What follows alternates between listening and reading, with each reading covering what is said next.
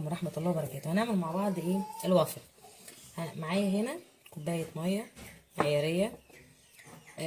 بالكوباية المعيارية دي كوباية ونص، كوباية ونص بالكوباية المعيارية. ومعايا هنا كوباية دي معيارية. معايا هنا معلقتين زيت. ومعايا هنا 4 معالق سكر. وهنا بيكنج باودر على بيكنج صودا، بيكنج باودر وبيكنج صودا. معايا هنا ذرة الملح البركة اللي احنا عارفينها. معايا هنا بضايه، ومعايا هنا بص فانيليا. معايا هنا ميه ورد واحط لها نقطه كده عشان بتحلي الدنيا. طبعا هضرب كل ده كده في الخلاط مع بعض، بس بضرب البيض والفانيليا الاول مع السكر. بصوا كده زي ما انتم شايفين. احط البيضه، احط الفانيليا، احط السكر، هضربه كله في الخلاط وارجع لكم تاني. زي ما انتم شايفين كده انا ضربته في الخلاط لحد ما السكر بتاعي داب. هنزل بمعلقتين الزيت.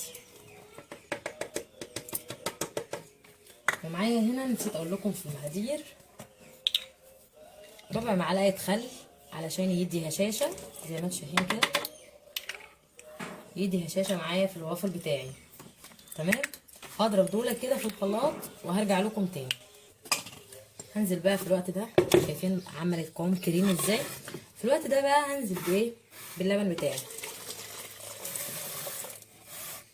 زي ما انتم شايفين كده هنزل بالنقطه زي ما قلت لكم ميه ورد. شايفين؟ بس كده اضربه كويس في الخلاط وهرجع لكم على طول. ضربتهم كلهم كويس مع بعض بالسكر. هنزل بايه بقى؟ احط الدقيق، بس لازم انخله. بحط الدقيق البيكنج باودر وبيكنج صودا في النص، في نص. حطيت نص الكوبايه التاني. انتوا شايفين كده هضربه في الخلاط وهوريكم القوام اللي انا عايزاه بالظبط وهرجع لكم تاني. اديني ضربت كله، عايزه القوام ده. شايفين القوام ده؟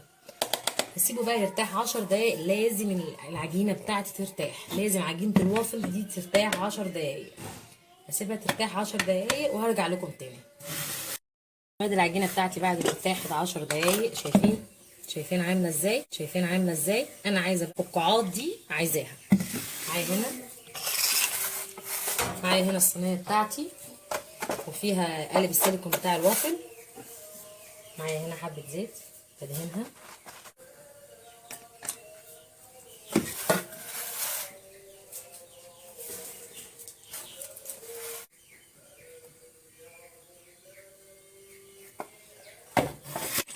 معايا المعلقه هنا بساوي اهو. سايب الوش بتاعي كده بيكون عالي على 180 درجه. بحطه 5 دقايق وبروح موطيه الفرن بتاعي وبسيبه يستوي اهو. معايا بالشكل ده زي ما انتم شايفين. هقلبه على الصينيه وارجع لكم اهو. زي ما انتم شايفين كده طلع معايا بسهوله. بصوا ان شاء الله، الله اكبر. عايزه اقول لكم مش هي دي كل الكميه، عايزه اقول لكم ان الكميه اللي باقيه هتعمل 4 تاني. يعني عايزه اقول لكم يعتبر 150 جرام دقيق ولبن عملت لنا 4 وافل. طبعا احنا بنجيبه من بره، كلنا عارفين ان هو غالي. وبنحط اللي احنا عايزينه، بنحط شوكولاته، بنحط الصوصات بتاعتنا، اي صوص احنا عايزينه بنحطه. زي ما شايفين كده معايا الشوكولاته بتاعتي كده، وانزل عليها كده.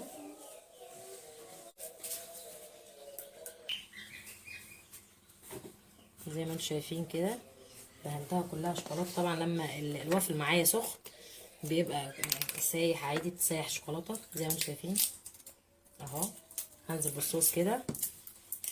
ومعايا هنا السكينه قسمها نصين، اروح برجعها تاني كده. هجيب صوص توت